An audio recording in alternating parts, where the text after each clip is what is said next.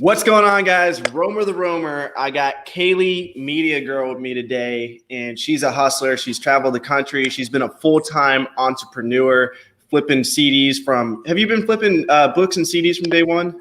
Yes. So you've been doing that since 2013. Damn, that's 7 years now. Full-time or – No, only full-time for 4 years. Okay, 4 years. She's been feeding herself through selling on Amazon, which is pretty insane. Not a lot of people do that.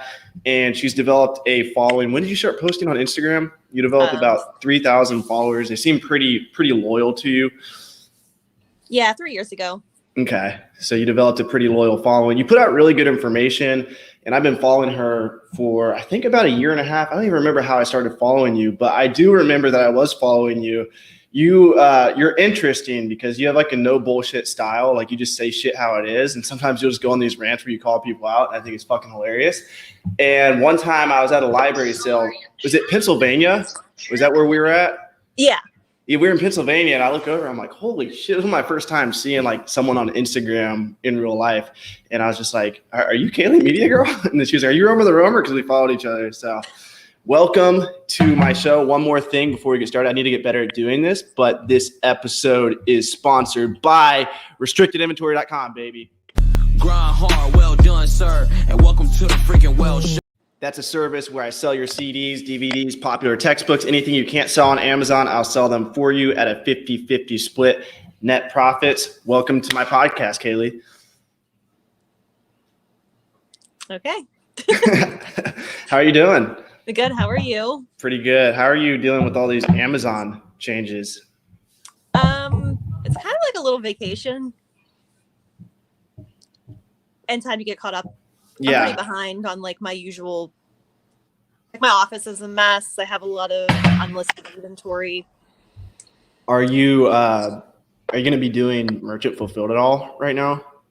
Yeah, I listed some stuff that I had merchant fulfilled. I pretty much listed anything that was new merchant fulfilled already, and then I still have to get to the other stuff. So I put stuff aside that was like not worth merchant fulfilling.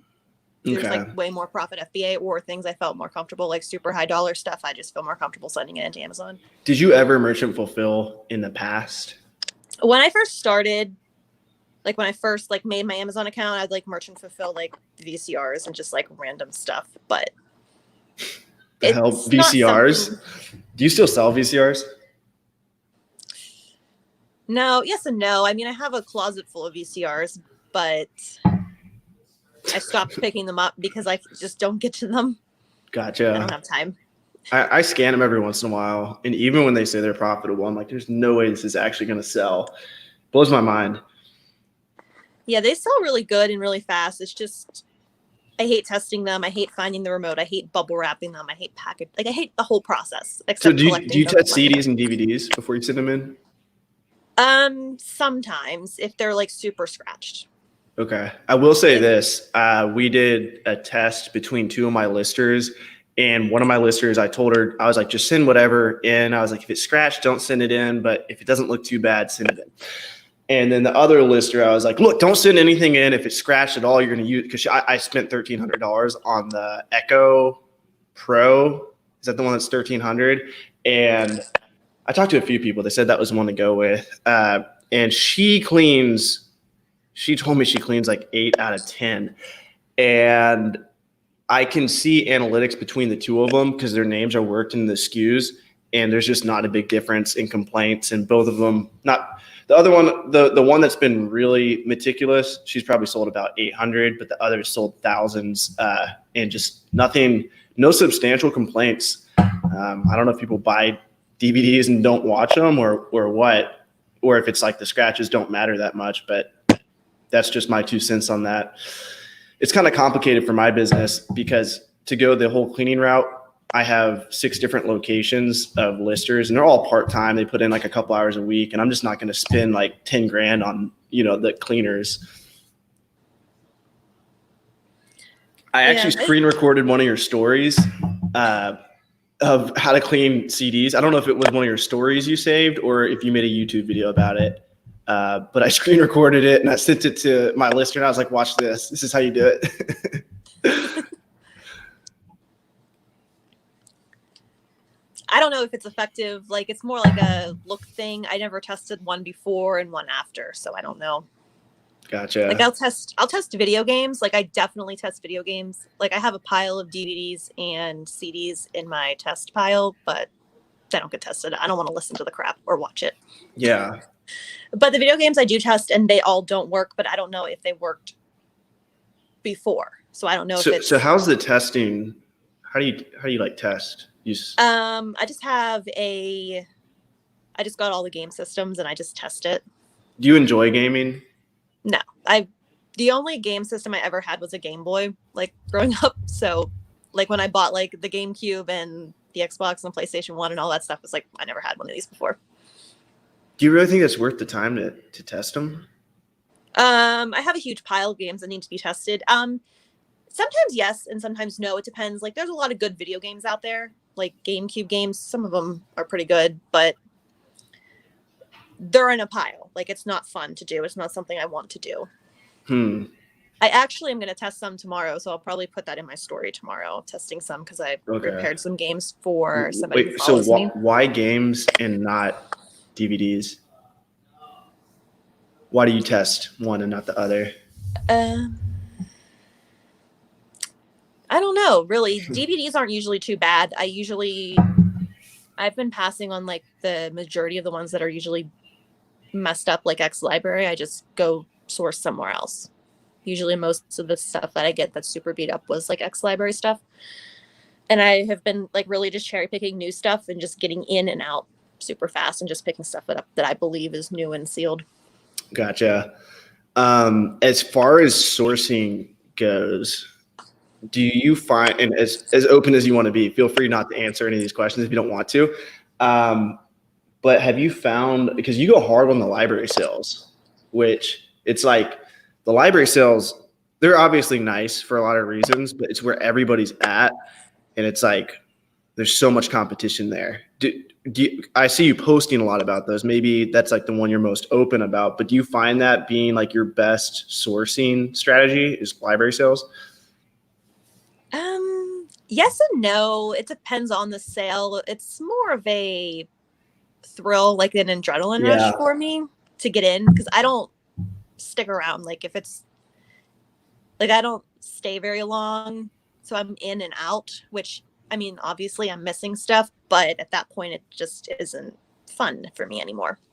What's been your craziest experience at a library sale?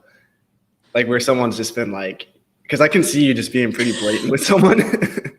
Well, I mean, I did throw some books at some guy, but he's just a jerk. Nobody likes him. So did you know about him previously? Like, is he active on social media? Like, I've seen you on Instagram. I don't like your content. Well, no, I think he was following me on Instagram. Like, I hid him from my stories, and then I eventually just blocked him. But like, he'd be watching my stories, and I was like, is that this guy? Like, I'd see stuff that he'd post, and then I put two and two together that was him, and then he's just a bigger jerk. There's more like appropriate words for him, but you can say whatever the fuck you want. Yeah, he's an asshole. He's just like, nobody likes him. I don't like him. I don't know. Like, I don't like a lot of people, but I really don't like him. Like, I don't see myself ever liking him, ever. He's just a jerk. And so I did throw some books across. There was like a row of like 3 books on one table, like 3 rows of books, and then like you go over and there was like 3 rows. So he's like literally like reaching over and he was grabbing books in front of me that I was scanning. So I'm just like, here's your books. And I took my duds and I just and then apparently he must have told somebody towards the end. I had already obviously left, and some guy like called me and told me that he was talking about me or something, and I'm like, oh my god. Okay.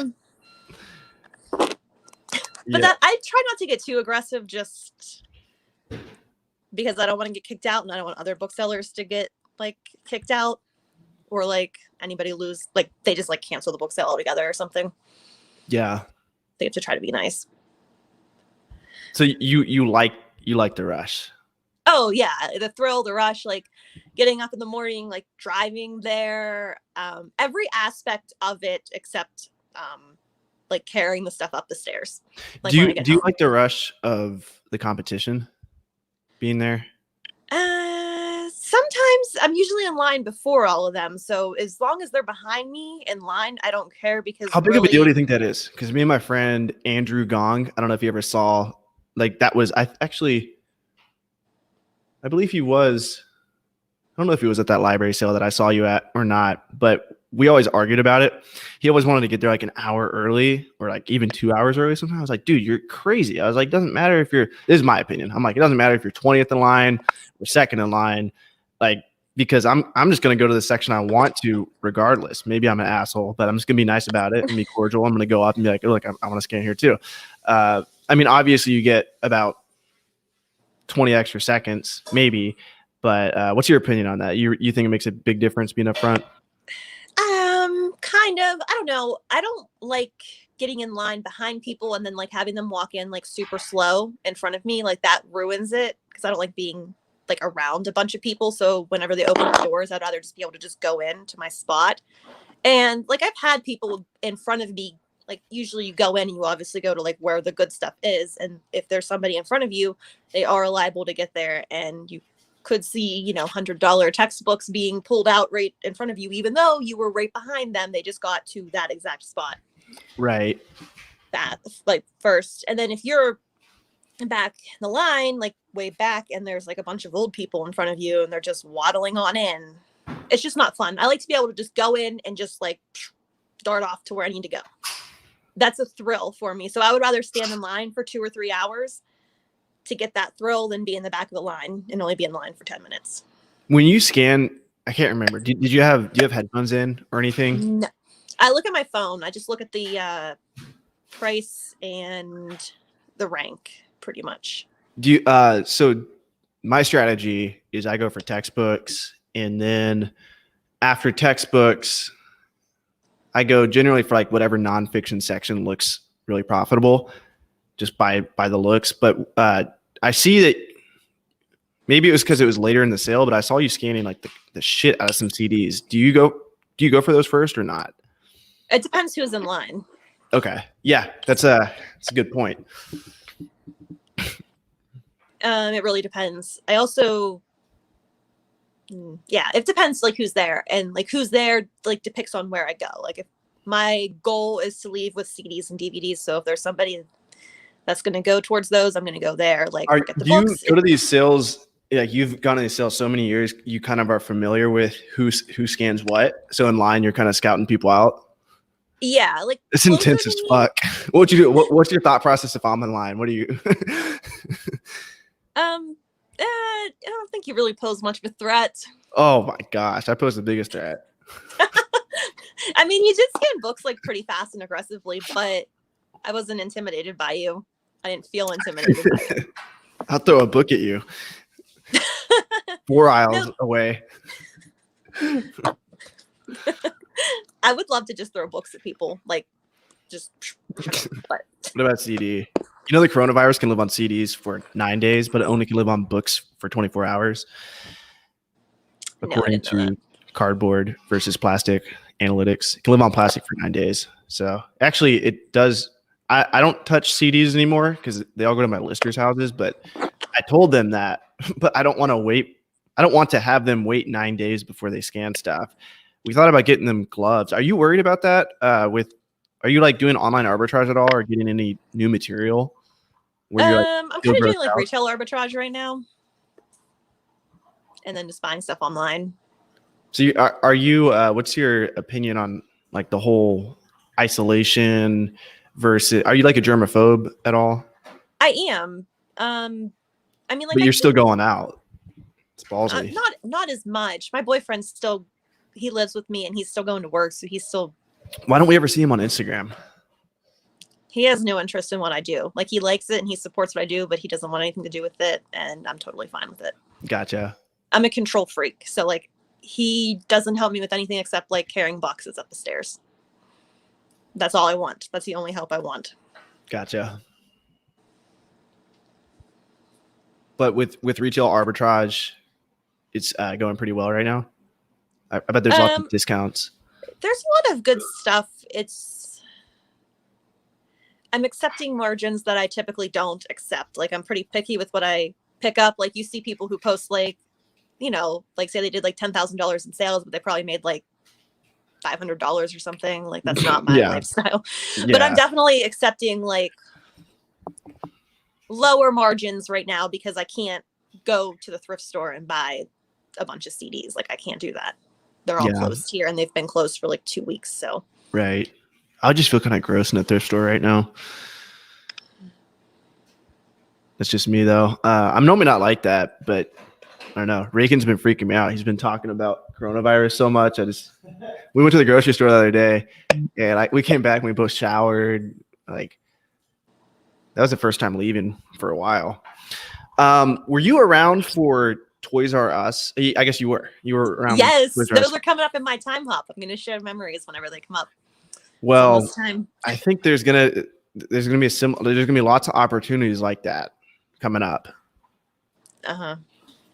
Yeah, better be looking out for those. How was that experience for you? I just went in lightly. I don't go in too deep on anything. It was fun. I had 2 rounds. Like I had the first round of stores that were going to close. So they closed like around, I think this time, like in the next couple weeks. And then like the rest of the stores closed. So I was able to get my feet wet with the Toys R Us stuff. And then like it happened again. So I kind of knew what to look like, some items I was looking for and I didn't find them all. And some I found, some I didn't. So it was kind of nice and fun. I got to do it like twice. So when it comes to retail arbitrage, I don't do retail arbitrage at all. I've tried it a few times and I've failed.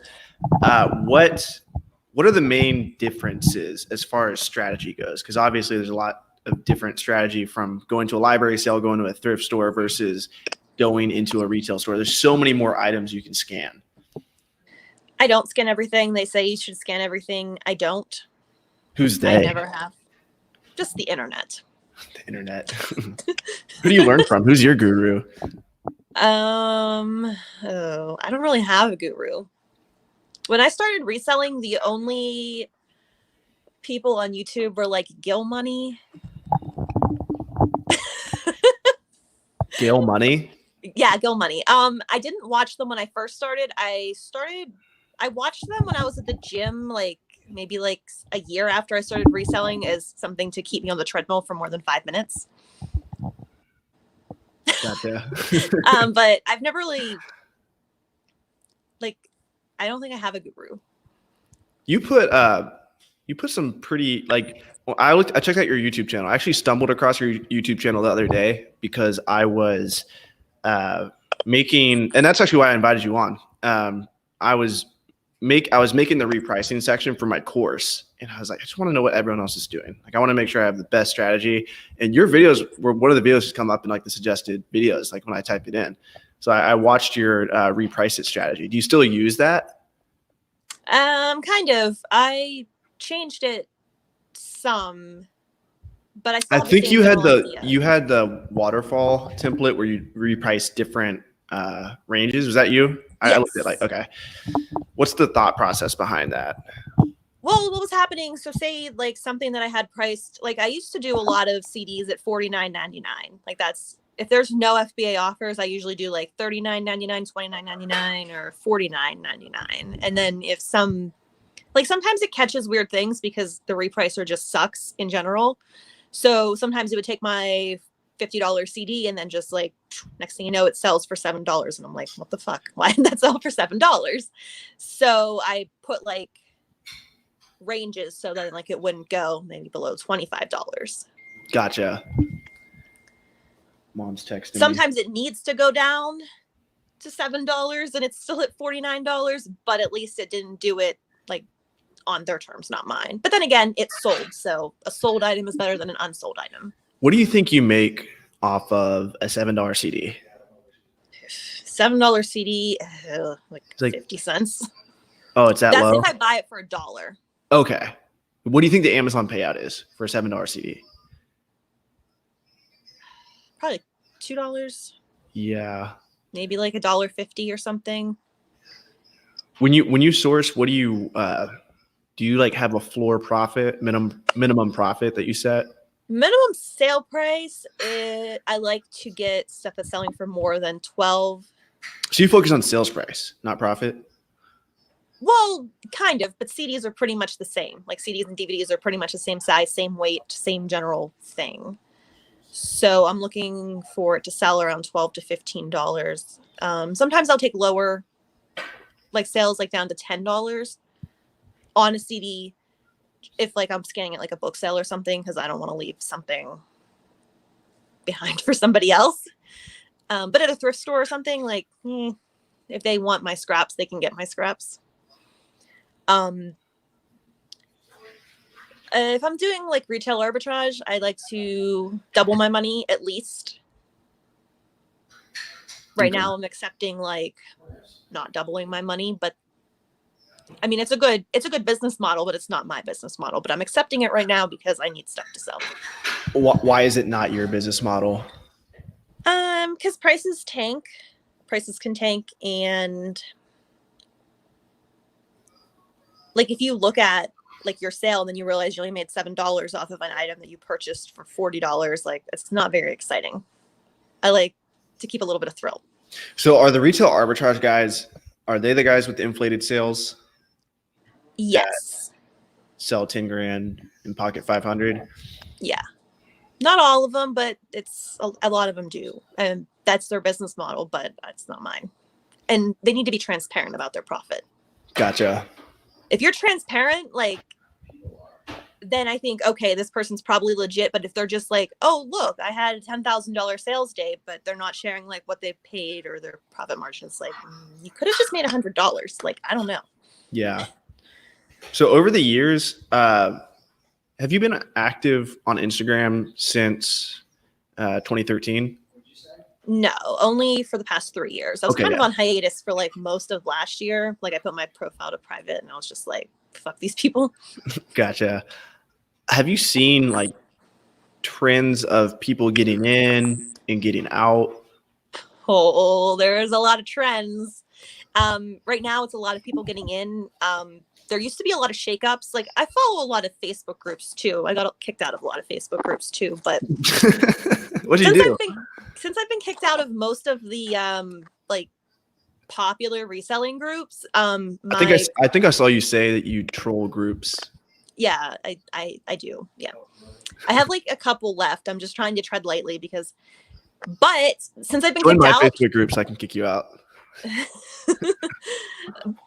But no, I've had like a better perspective on like reselling since I've been kicked out of those groups, because I'm not just seeing so much stupid. Like, and then I unfollowed a lot of people on Instagram. So really anybody that I follow or like mention, I think those people are legit, like yourself, or they're really good. I'm not following like, and then there's probably people that I should be following that I'm not, but just trying to follow the best of the best and associate with those people only. Gotcha. Yeah, that's a really valid point. It is important to because you're the average of the 5 people you surround yourself with, like in real life. But when you're on your phone, like we're quarantined right now, like you're the average of the content you consume. So if you're consuming, like it's like who you're comparing yourself to, like who are you measuring yourself up to. Like they say, like don't compare yourself for happiness, but when it comes to performance, like what do you think normal is? Like my roommate, he does crazy YouTube numbers and he produces like a crazy number of videos, and I've already produced so much more just being around him. So yeah, I really get what you're saying when it comes to limiting who you follow, and that's huge. I sometimes, to play devil's advocate, I do follow the beginners just because I do produce content to cater towards them and to teach them, and I just want to see how they think.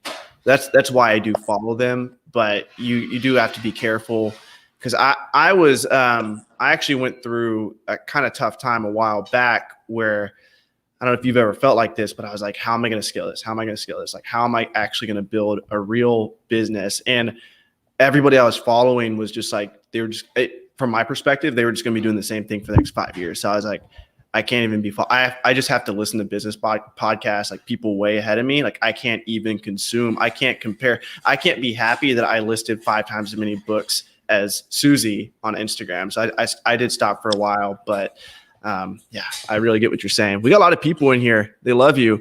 My resale story coming in with a bunch of different emojis. You know who that is?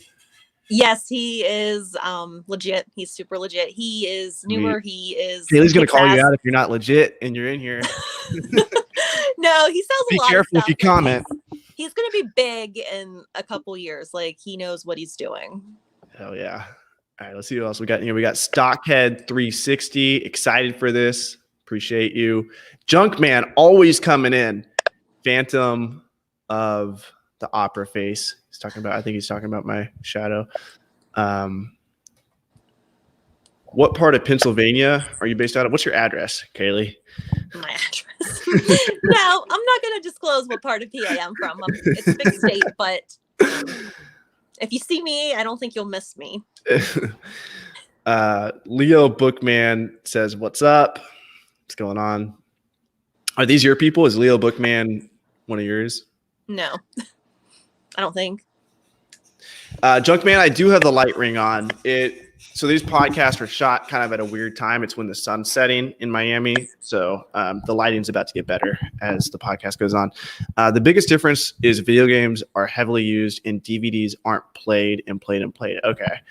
Because I was thinking from the perspective, like you watch a movie and then there's that one scene where people are about to have sex or something, and then it always gets scratched right there. So then you have to take out the CD, you have to wipe it down and put it back in, and sometimes it works, sometimes it doesn't.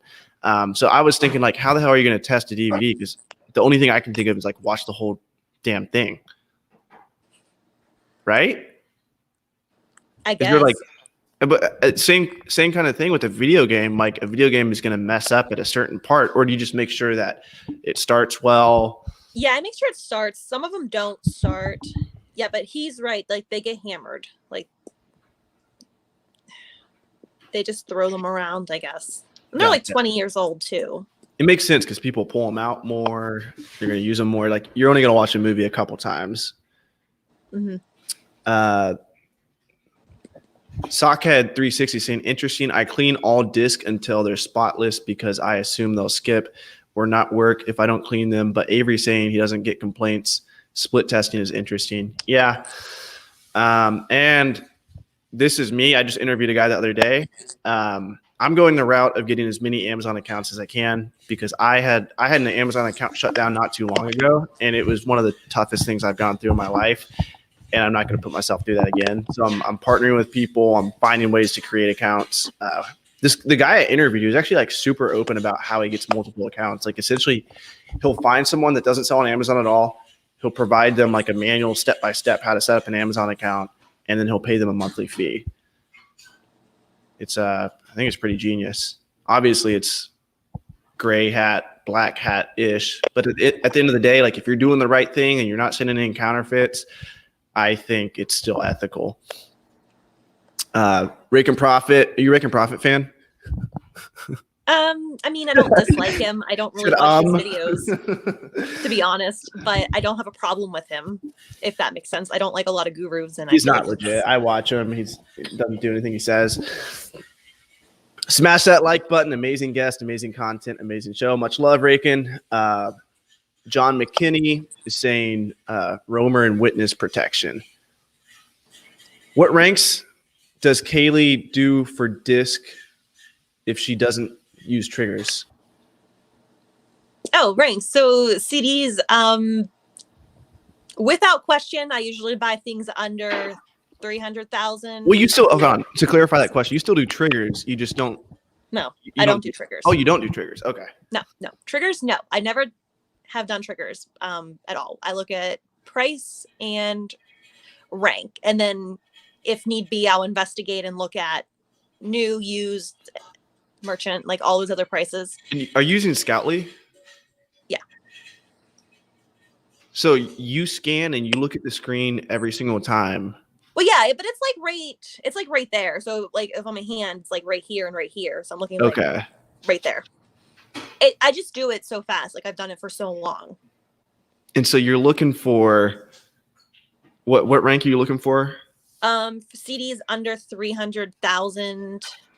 and DVDs under 150,000. And there are many exceptions. What do your where I eyes will go go to higher. first? Your eyes go to rank and then price, or price first? It's kind of right in the same thing, probably price first. Okay. It's like a split second. Like, it's just as fast. It's just like you looking at triggers or everybody else looking at triggers. It's just instant. That's super interesting. That kind of blows my mind. It's easy to do. Like, I've always done it. Like, it's just second nature, I guess. I don't know. Yeah. I don't know. I still look at the screen sometimes, especially if I'm really trying to scrape the profit out. But like, I used to put in long days where I would go out, and I'm sure you do the same, like 10-hour days, and I would just be exhausted if I was looking at my screen all day. So I knew I was leaving profit on the shelf, but I would scan stuff just to keep my willpower high. I would scan stuff and I would listen to podcasts and just have the triggers in my ear. You have the coronavirus? I don't think so. It just got her. Jump from one of the CDs in the background. Titanic. Have you ever sold that? Have you ever tried just for kids? Never. Oh. I want to know how many people try to find my store based off of these. I picked those up at a bag sale. Nice. You like how I incorporated that in the thumbnail? Yes, that was great. Aren't DVDs, CDs hot now that USA is on lockdown? Are you experiencing an increase in media? Yes and no. It's pretty much the same, a little bit more, but I'm noticing a severe decrease in textbooks. Nobody wants to buy textbooks right now, which is a lot of my business.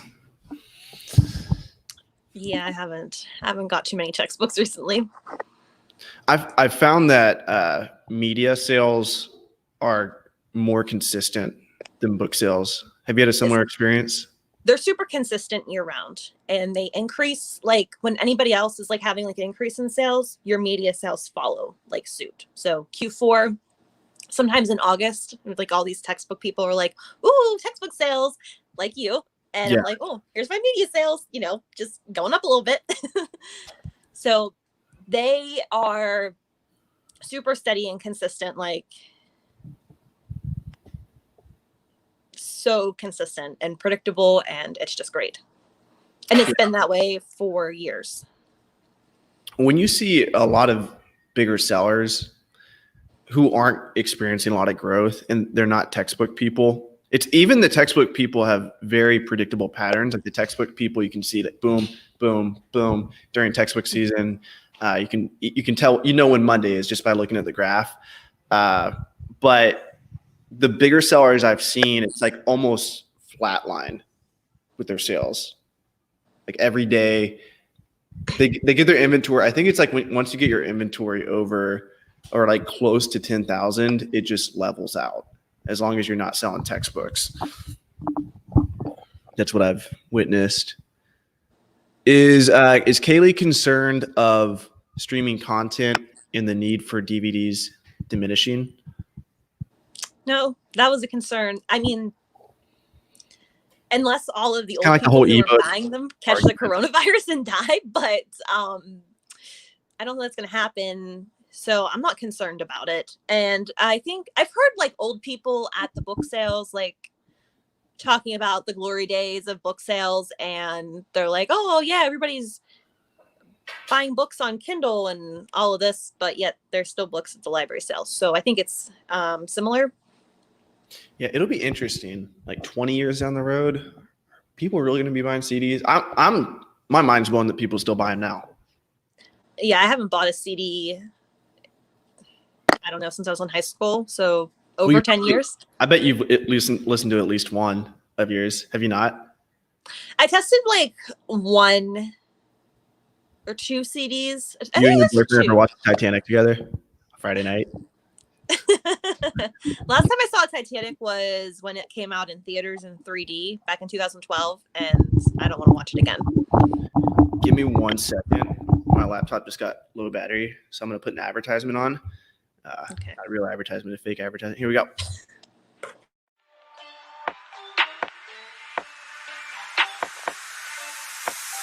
Look, grind hard, well done, sir, and welcome to the freaking Well Show.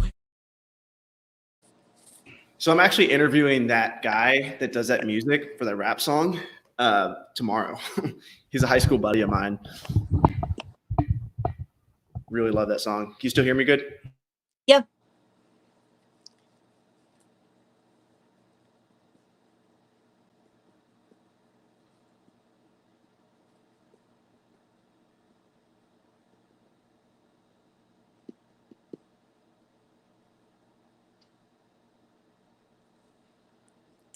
And now I can't hear you. Where'd I cut out at? Uh, Basically, I said you're the real deal. Do you go to library sales where scanners aren't allowed? Ooh, good question. Do you break the rules? You one of those people? I go, but I don't scan. Say that again. You just went out. I just go as Okay. a regular person Gotcha. and just grab. And I went to one. This was like a year and a half ago, and I got 23 things or 26 things, and I think only 3 or 4 of them weren't worth selling. So I got like 23 out of 27 or something like that. So it was like a huge success. Like I only got like 4 or 5 duds or something. Yeah. Like, it was a very...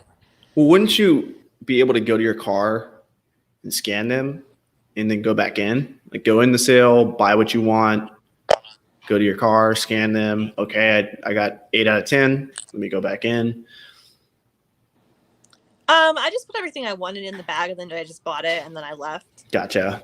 I was good with just doing it once. I'm sure like you could just like take a visual picture in your head of certain things and then go look them up, like if they're more expensive, but at a cost. If it's like $1 or $2, like I don't have that kind of time, so I'll just grab it if I think it might be good and then buy it. And if it's not,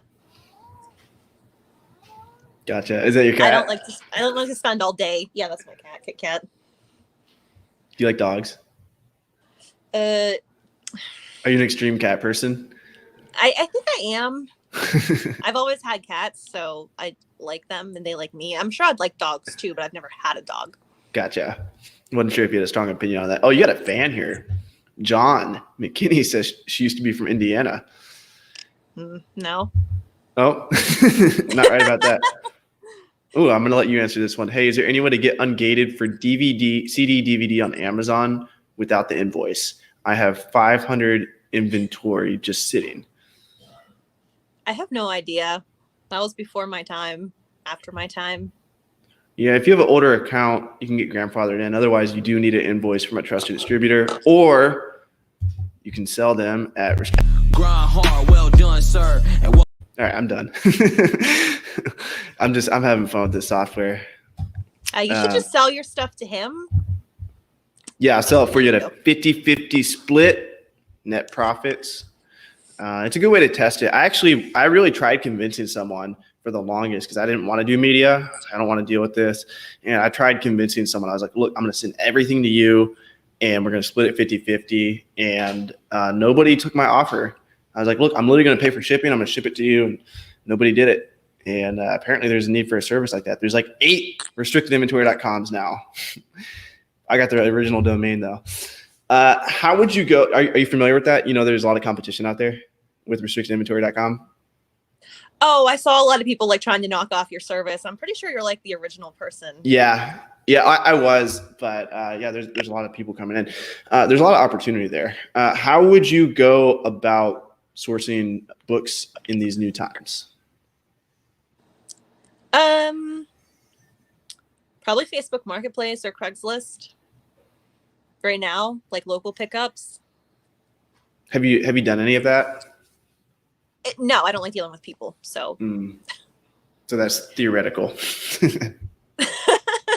I mean, if I have to, I will, but I don't think it's going to come to that. And I don't want it to come to that. And I don't really want to do that. Gotcha.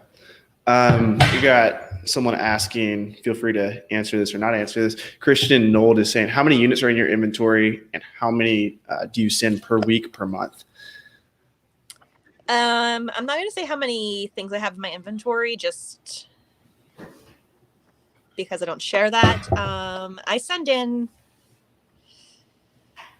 it all depends on how much I go sourcing, but I sell like about 700 to 900 items a month. And in Q4, over 1,000 items per month. My inventory isn't like super large. Nice. So you have days dedicated just to listing, I've seen. It's whatever day I'm not sourcing. I don't set a schedule. Okay. I mean, if there's book sales and stuff, like then I'll set a schedule, or like I'll pick days that I want to go sourcing. But like if I get up and I don't feel like doing anything and I don't have to like pack any like eBay orders or something, then I'll just go sit on the couch. And you use Inventory Lab? Yes. Okay. How do you track your sales? Does Inventory Lab do a pretty good job of? Yes, they have Have it on lovely reports. They, as long as you're entering your buy costs and everything, it's a good accounting software if you put all the buy costs in correctly, but I kind of do for the most part, but it's not like I wouldn't be like, here, IRS, this is accurate. Like, no, that's not accurate. It's okay. It gives you a rough idea. Like if I paid like $1.07, like with tax for something, I just usually put in, I paid $1 for it. Gotcha. It's not exact, but it will tell you like your sales and your profit and like your inventory. I mean, it tells you pretty much everything that you would want to know. How do you track your cash when you buy something from a library sale? How do you track that? I just get a receipt and then just throw it in an envelope. Okay. And then do you do like once a month, write all your expenses out, once a quarter, once a year? I organize them by month. Whether I get to it each month really just depends. And then I'll just add them up and then put them in Google Sheets and like say, hey, I spent $2,000 in inventory this month. And then I'll just put in all my other expenses, like an envelope like this is what I put them in. And then I'll put like the inventory, the subscriptions, like hotel supplies, like all those expenses on there. And then I'll total them up for the year. How insane of a write-off is the mileage? I have like 30. I have my tax stuff right here. So 25,000 miles on like one car, and then the other car has 2,342. So how do you track that? Do you just write your miles down at the beginning? I keep them in a notebook, and then I also use Everlance to track them. Okay. But I pretty much go off of the notebook, like totals, and then I have the Everlance as like proof that like I was here because it shows like where exactly you drove and stuff. I used to use Mile IQ. It was really fun and satisfying to swipe right. It's kind of like Tinder for like for your miles. You just swipe right, swipe left if it's not business write-off. And just 1 month I drove so much, and then I was like, I'm not going to do it this month. And then I put it off for like 2 more months, and it was the end of the year, and I was like, all right, I'm not going to do my mileage this way anymore because I'm literally going to swipe for an hour, and that's not worth my time. So I deleted the app, and I think now what I'm going to do is write my mileage down at the beginning of the year, write my mileage down at the end of the year, and then guesstimate, okay, 20%. In 2018, it would have been 90% of me driving is a write-off, because that was when I was living in my car, and every day I was going to thrift stores. Every day I was going to library sales. But now it's going to be closer to like 20%.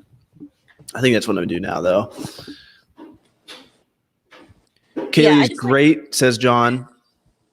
Oh, thanks, John. Oh, people prefer vinyl over CDs. What do you have to say to that? Is it true?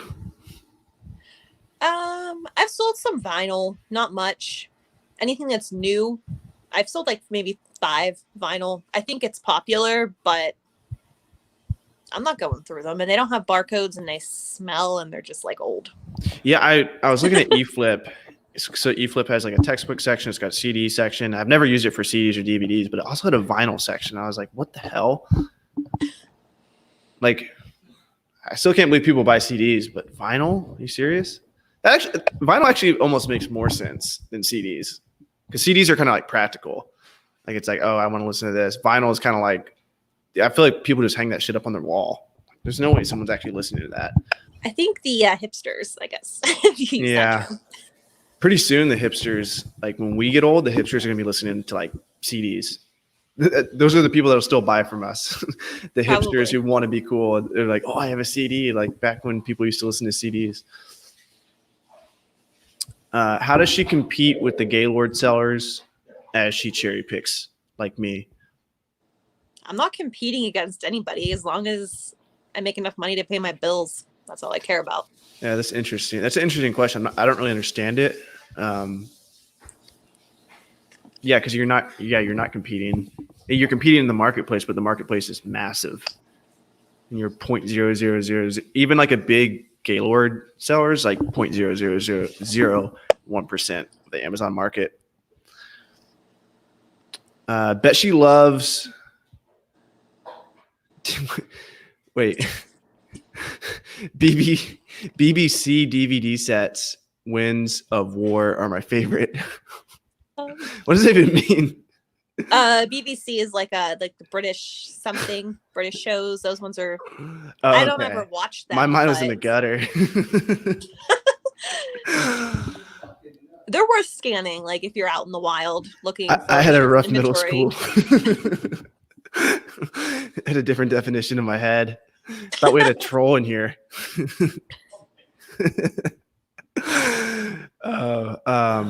Miriam saying, same here. I guess talking about BBC. How much do you think you put back in the business on inventory? That's a good question. I don't know. I don't keep track. I get my Amazon payment. I go sourcing and pay my bills and save. I don't know. I've never kept track of money. Are you paying anything. for all your inventory? Is there any way you're sourcing inventory and not paying for it? No, I pay for it all. Have you ever done consignment or anything like that? No, I have no interest. Okay. Would Inventory Lab allow you to do consignment? Do they have like a consignment tab or anything? I don't know. You could probably say that it was from somebody and you'd have to watch the SKUs. I don't think there's like a designated section that I'm aware of. How much does Inventory Lab charge each month? It's $49.99 per month. That guy must be making bank, because that's like way bigger than AccelerList, isn't it? In terms of users. I don't know. It's in my opinion, it is the best listing software. Just in my experience for all sellers, like it covers every kind of seller, I think. Because $50, like, I don't know how many users they have, but for every 1,000 users, what is that, 50K? That's insane. We're in the wrong business. We just start making software. Yeah. Have we shared any Titanic bolos tonight? Says Bilo. Right here. Is Bilo legit? Is he Oh, fake? He's legit. Yes, he's definitely legit. I just had him on my show. He's a big retail arbitrage guy. Yes. Someone's saying most of the stuff I have in inventory is not worth much on FBA. I was going to sell it on FBM. I don't think stuff that's not profitable on FBA is going to be profitable on FBM. But Facebook Marketplace is where I get most of my products right now. Anywhere I can buy bulk online. What's your opinion on that? If it's not profitable FBA, do you think it's profitable FBM? No. If it's not profitable, like usually FBA is like your saving grace if something like sucks. Like, no. If it's not worth FBA, then it just goes to the trash. Have you toyed around with, or do you manually reprice at all? Sometimes I do. The repricer doesn't catch everything, and then like I have my like limits, so sometimes it won't catch things at certain prices. Do you have a strategy for, like, let's say a CD doesn't have any FBA offers? Do you have a strategy for that? Yeah, I go. It depends. Yeah, like $29.99. I used to do $49.99, but it seems like that's dropped. So like $25 I do sometimes, or $19.99. It really depends. I just like guess. I don't look at I don't look at any kind of like charts or anything. I just go with my gut. Like I feel like I just know. Gotcha. But I don't know if it's an experience template, thing or what. reprice it is going to price it at $29.95. I'm guessing for like a certain rank range. If there's no FBA offers. But reprice is not even really going to know that. Well, I just manually price everything when I list it. Okay. Gotcha. Makes sense. Have you heard of New Price? Yeah. Have you tried it? No. What's your opinion on it? I'm like an inventory lab and a Scoutly person. I'm not about the other. No. Oh, you're a team person. Yeah, I'm a team person. Well, New Price, it allows you, like, I wish New Price had an app because you can see the lowest 5 FBA offers. So it's really cool. It's not super helpful. Right? It kind of is helpful for items with no FBA offers, but those are the most exciting items because when there's no FBA offer, New Price isn't going to show it. But it will show the new buy box. So you can see if the new buy box, let's say the CD is $5 and it's got like a 3,000 rank, which is pretty good. But the CD is $5. So if what we do is we send everything in that buy box. So we're going to lose like $1 or break even. So if the new buy box is 40 and that new buy box isn't an FBA offer, like I'm pretty confident we could sell that for $40 used as long as we win the buy box. Even if we don't win the buy box, someone's going to want that prime shipped for something that low of a rank. So new price is nice because you can go in and especially with textbooks and books with like gaps, you can look at the lowest 5. And if it's like 13, 13, 13 or the first lowest 3 FBA offers, then the fourth one's 20 and the fifth one is 30. You could easily pocket like an extra $7 to $17 just by clicking a button.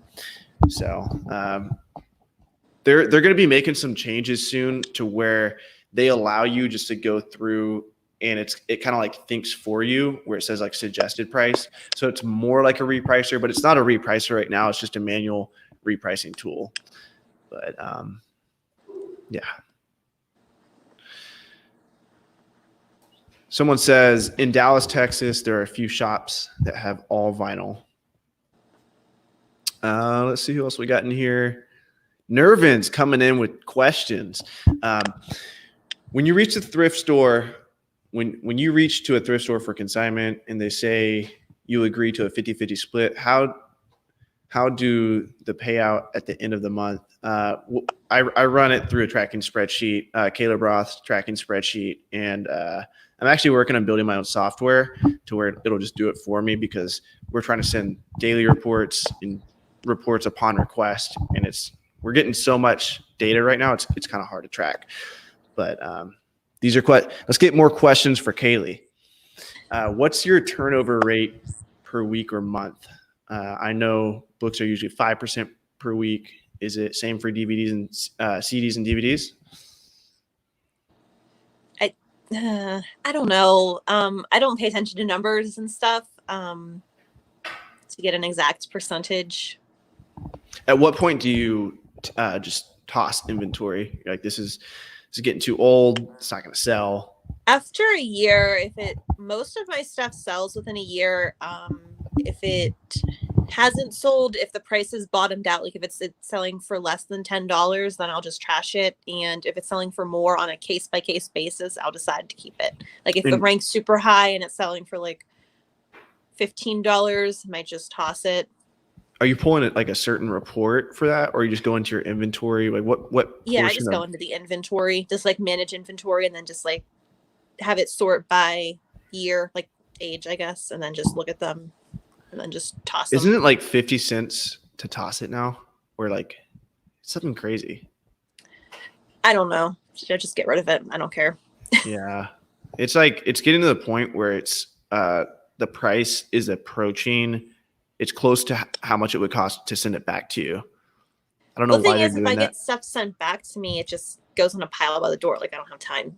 Right. To do it. So. But I'm thinking there's an opportunity for like services like sell back your book and even like restrictedinventory.com to go in and purchase inventory from people, because if it's a difference between 10 cents disposing it or removing it, you could pay people like $1 for something that you think you could sell. Maybe you could sell on eBay, maybe you could sell on Amazon at your account for whatever reason they're not selling it. But I think there's opportunity for that. Do you buy wholesale? No, I don't. Do you only do Amazon? I sell on eBay and Amazon, mostly Amazon.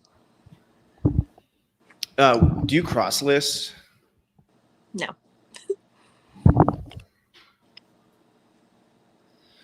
Kaylee, if stores or library sales are closed months into the future, what is your game plan?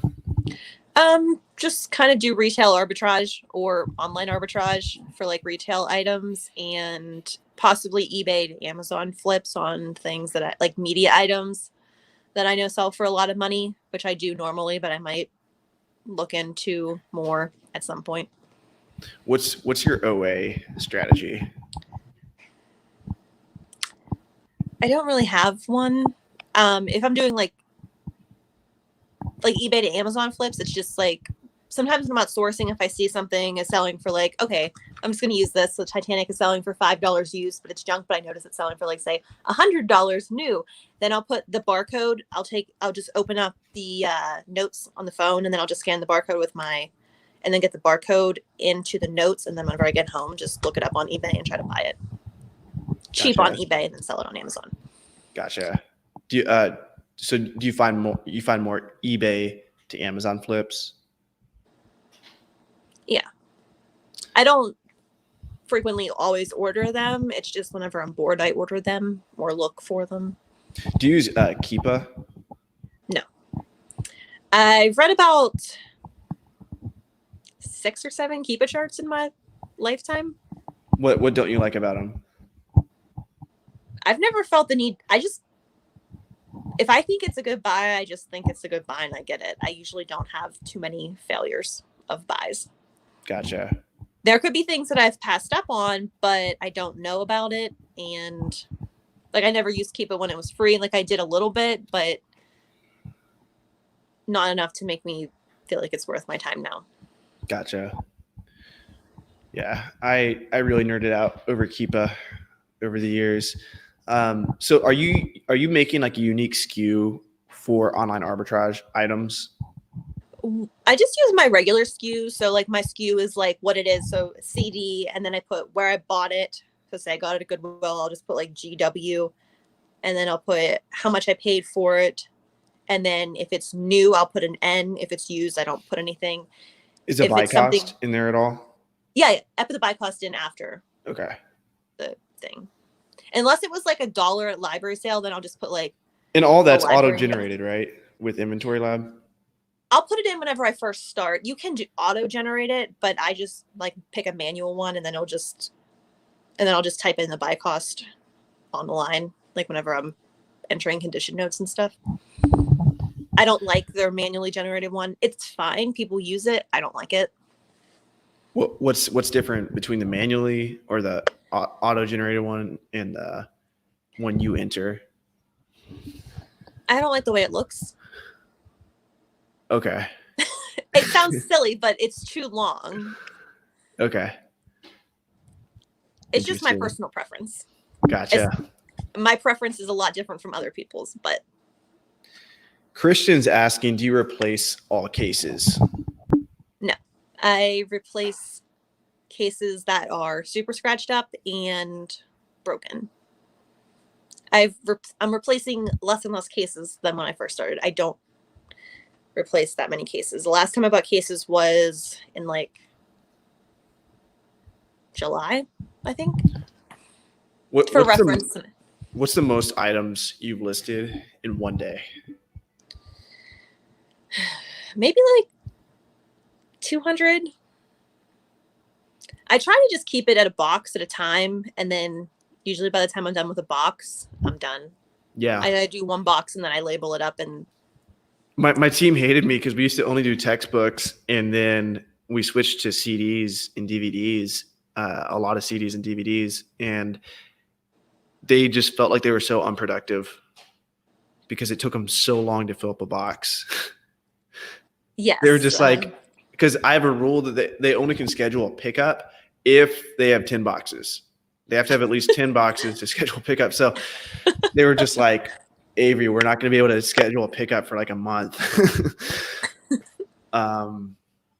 So yeah, we had to make some adjustments.